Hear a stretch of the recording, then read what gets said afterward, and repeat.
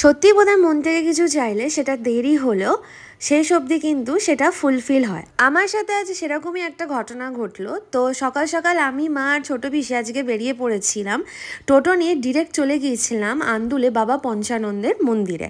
অনেক দিন ধরেই মনটা চাইছিল যে বাবার দর্শন নেব, কিন্তু আজকে বাবা আমার কথা শুনেছিলেন এবং বাবার টানেই আজকে আমি উপস্থিত হয়েছিলাম মন্দিরে। যখন পৌঁছালাম তখন কিন্তু মন্দিরে বেশি ভিড় ছিল না, মোটামুটি ফাঁকাই ছিল। তাই ভালোভাবে দর্শন সেরে মন্দিরে পুজোটা দিয়ে দিলাম আর এরপরে ধূপ বাতি জ্বালিয়ে বাবাকে মনস্কামনা জানালাম। বেশ অনেক বছর আগে একবার দিদির সাথে মন্দিরে এসেছিলাম, কিন্তু সেবারও পুজো দিয়ে ওঠা সম্ভব হয়নি, শুধু দর্শনটা সেরেই বাড়ি ফিরে গিয়েছিলাম। তো আর যা কিছুই পসিবল হলো সে সবকিছুই বাবার ইচ্ছাতে, বাবাই তার ভক্তের মনের ইচ্ছা শেষমেশ পূরণ করলো। আমার সাথে তো এরকম ঘটনা যেটা ঘটলো সেটা আমি তোমাদের সাথে শেয়ার করলাম।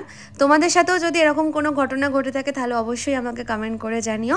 আজ তবে এলাম আমি, দেখা হচ্ছে তোমাদের সাথে নেক্সট ভিডিওতে। Till then take care, bye by.